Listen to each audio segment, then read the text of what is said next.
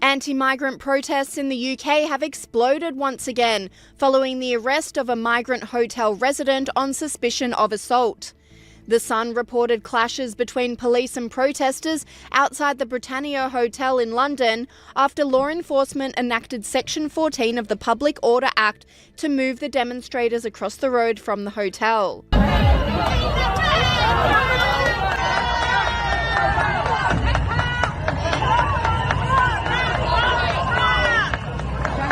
The protesters then started a chant criticising the Section 14 order. Section 14!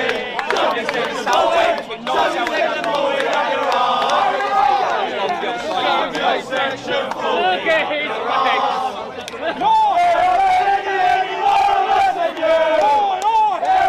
The Britannia Hotel has been the centre for protests since it was transformed from a 4-star hotel for paying tourists to a government-funded migrant hotel to accommodate illegal immigrants into the UK. This weekend's Britannia protest was only the most recent in a string of anti-migrant protests that have erupted in the UK over recent months. Sky News hosts Rowan Dean and James Morrow say the protesters are sick of the special treatment given to illegal immigrants in the UK, whilst average Brits are struggling with cost of living pressures.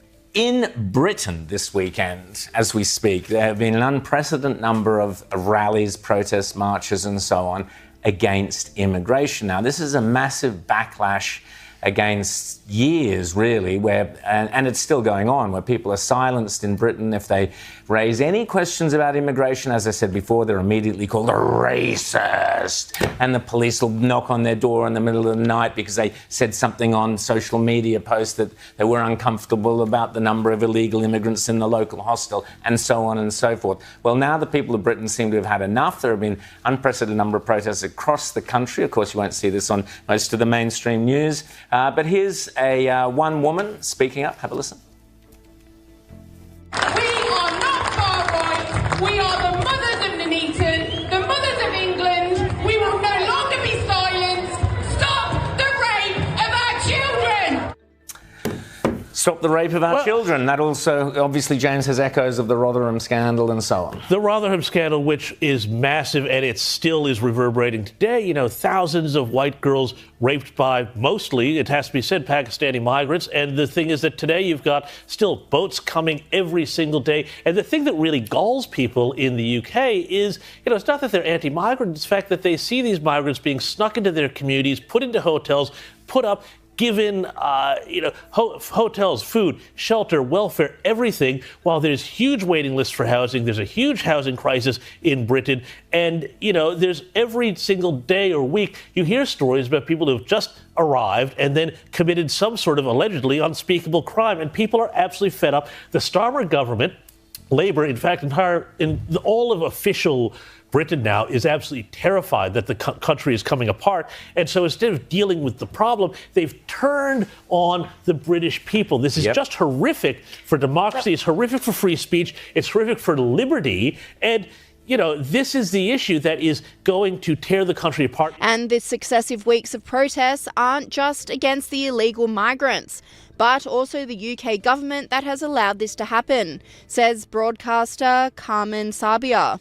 Okay, well, I want to talk to you about the crisis in the UK because the number of migrants to cross the English Channel in boats since Keir Starmer came to power last year has surpassed 50,000. 50,000. Now, separately, French authorities confirmed that a woman died on Monday while trying to board a boat to make the crossing to the UK. Just awful. Now, this is a clear failure of leadership and there's plenty of frustration in the UK at the moment. What do you make of this? It's incredibly sad, but the UK has been so weak for so long on this issue. It's like they've rolled out the red carpet and now you want to pull it back and now you want to say stop coming, but it's too late. You know, it's like closing the stable after the horse has already left.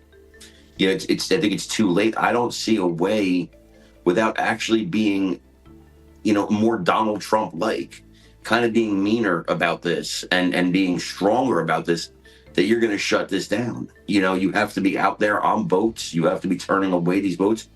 You have to be bringing these people, you know, locking them up if you have to.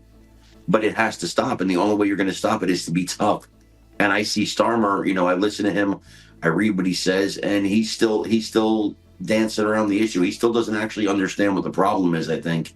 And so he can't solve it. If you can't understand the problem, you can't solve it. He still wants to be politically correct, I guess, on the world stage. He's still a globalist, and ultimately that's the failure.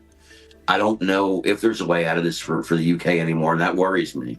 Sky News host Rowan Dean doubled down, calling the management of illegal immigrants by the governments and law enforcements of Europe Orwellian.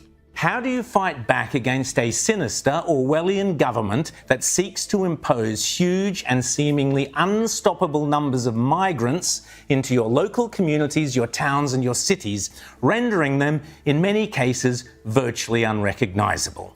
This is the situation facing not only Britain but many European cities. This is a scene from London where, for better or worse, the streets support high levels of immigrant cultures due to years of legal and illegal immigration and an unwillingness for certain cultures to integrate into traditional British culture.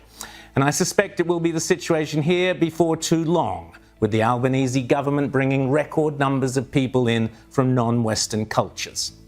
Sadly and predictably, there are increasing examples online of British people having, shall we say, unpleasant experiences with the explosion of recent illegal immigrants. A man exposing himself was turfed off a Hammersmith tube a couple of days ago by horrified passengers. There are many such alarming stories. Yet the reaction from the British authorities seems to be to go after the victims and to silence the victims rather than apprehend or caution the perpetrators.